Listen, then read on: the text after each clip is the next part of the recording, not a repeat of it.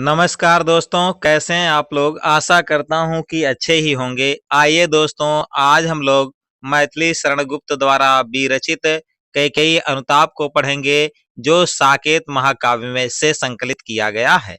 तो देखिए, क्या कर सकती थी मरी मंथरा दासी, मेरा ही मन रह न सका निज विश्वासी। जल पंजरगत अब अरे अधीर अभागे, वे जलित भाव थे स्वयं तुझी में जागे।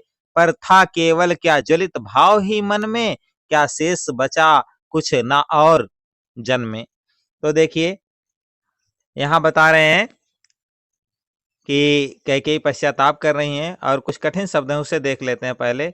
देखिए, जैसे है दासी, दासी का मतलब होता है सेविका। विश्वासी का मतलब विश्वास करने योग्य। निज माने अपना होता है। निज का मतलब क्या होता है? अपना होता है। अधीर माने धैर्यहीन।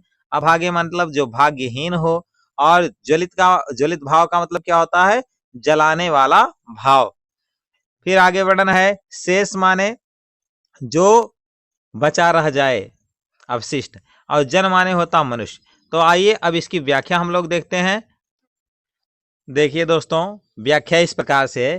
क्या कर सकती थी मरी मंथरा दासी। कैकेयी कह रही हैं कि क्या कर सकती थी मरी मंथरा दासी। कह रहे हैं मंथरा जो है वह मेरी एक साधारण सी सेविका थी। क्या वह मेरे विचारों को परिवर्तित कर सकती थी? अर्थात वह मेरे विचारों को परिवर्तित नहीं कर सकती थी। कह रहे हैं मेरा ही मन रह न सका निज विश्वासी। कैकेयी आगे कहती हैं कि मेरा मन स्वयं मेरा विश्वास नहीं किया, इसीलिए तो मंथरा ने मुझसे जो है राम के लिए 14 वर्ष का वनवास और भरत के लिए राजगद्दी मंगवाने के लिए राजी कर पाई मंथरा। नहीं तो वो मेरी सेविका थी, साधारण सी एक सेविका थी, उसकी बातों का विश्वास मैं क्यों करती। लेकिन मेरा मन ही अविश्वासी हो गया था, इसीलिए मैंने उसकी बातों को मान लिया। आगे है। जल पंजरगत अब अरे अधीर अभागे, वे जलित भाव थे स्वयं तुझी में जागे। कैकेयी आगे कह रही हैं कि हे मेरे शरीर के अंदर विराजमान मेरे मन, दूसरों को जलाने वाले जलित भाव स्वयं तुम्हारे अंदर जगे थे। कैसे मन? अधीर और अभागे मन, भाग्यहीन मन, धैर्यहीन मन। तुम्हारे मन में, तुम्हारे अंदर ही दूसरों को पीड़ा पहुंचाने वाले, दूसरों को जलाने वाले भाव जगे थे। अब उसी भाव में, कैसे भाव में? जो दूसरों को जलाने वाले भाव थे, उसी भाव में हे मेरे शरीर में निवास करने वाली आत्मा, तू स्वयं जल। आगे वो कह रहे हैं पर क्या था, पर था केवल क्या जलित भाव ही मन में।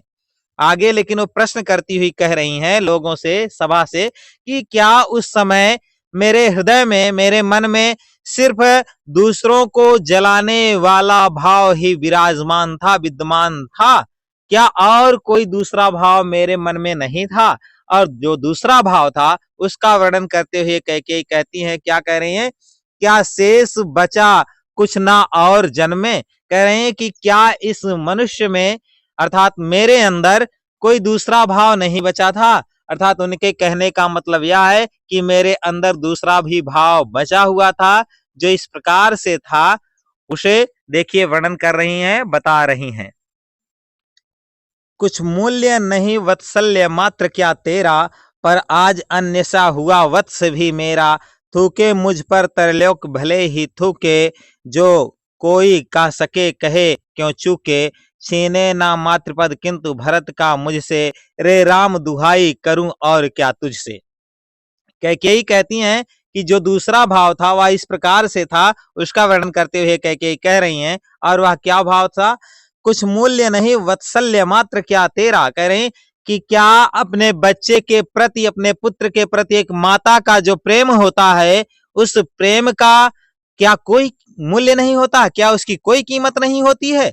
अर्थात उसकी भी तो कुछ कीमत होनी चाहिए। और उसी वात्सल्य प्रेम के कारण मैंने भरत के लिए 14 वर्ष का राज्य और राम के लिए वनवास मांगा था।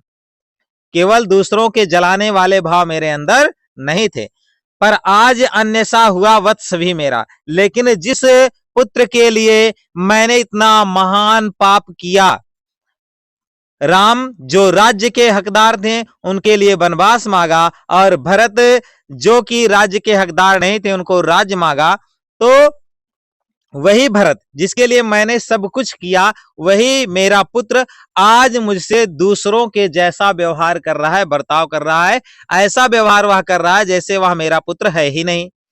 आगे वर्णन करते हुए कैकेयी कहती हैं, थूके मुझ पर त्रैलोक्य भले ही थूके। कह रहे हैं चाहे तीनों लोकों के लोग मेरी कितनी ही निंदा क्यों ना करें, मेरी कितनी ही बुराई क्यों ना करें, अर्थात वो करें, मैं उन्हें छूट दे रही हूं, क्योंकि मैं पश्चाताप की अग्नि में जल रही हूं। और मैं पश्चाताप करते हुए कह रही हूं कि सभी मेरा अपमान करें, जो कुछ जिसके मन में आए वह कह रही है, जो कोई जो कह सके कहे क्यों चूके।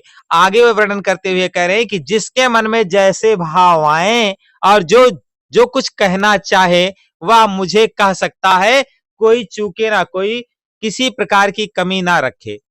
आगे बता रहे हैं, वर्णन कर रहे हैं, सब कुछ कह सकता है, जिसके मन में जो भाव है सब कह सकता है, मैं किसी की जिह्वा को नहीं पकड़ूंगी, लेकिन मेरी एक विनती है लोगों से और वह मुझे प्रदान कर दिया जाए। वह विनती क्या है, देखिए अगली पंक्तियों में कह रहे हैं, छीने ना मातृपद किंतु भरत का मुझसे। कह रहे हैं लेकिन भरत मेरा पुत्र है, मैं उसकी माता हूं, इस माता की पदवी को मुझसे छीना ना जाए, अर्थात मैं भरत की माता कहलाने की हकदार बनी रहूं। और आगे वर्णन करते हुए कह रहे हैं, राम से दुहाई दे रहे हैं, कह रहे हैं, रे राम दुहाई करूं और क्या तुझसे। राम से दुख भरी पुकार करते हुए कैकेयी कहती हैं कि हे मेरे पुत्र राम, मैं तुमसे अपने दुख को दूर करने के लिए और क्या मदद मांगू, मैं यही चाहती हूं कि भरत मेरा पुत्र बना रहे, मैं उसकी माता बनी रहूं और मातृत्व स्नेह मुझे मिलता रहे। इस प्रकार का वर्णन इस पद में कैकेयी कर रही हैं। तो दोस्तों यहाँ हम लोग भाषा देखेंगे तो खड़ी बोली है, काव्यगत सौंदर्य के अंतर्गत यहाँ भाषा क्या है, खड़ी बोली है। और छंद जो है वह मालनी छंद है। अलंकार यहाँ पर अनुप्रास और इसके साथ साथ उपमा आपको देखने को मिलेगा। और रस यहाँ पर करुण है, प्रसाद और माधुर्य गुण है। आज के लिए इतना ही दोस्तों, मिलते हैं अगली वीडियो में और इसकी व्याख्या आपको डिस्क्रिप्शन बॉक्स में मिल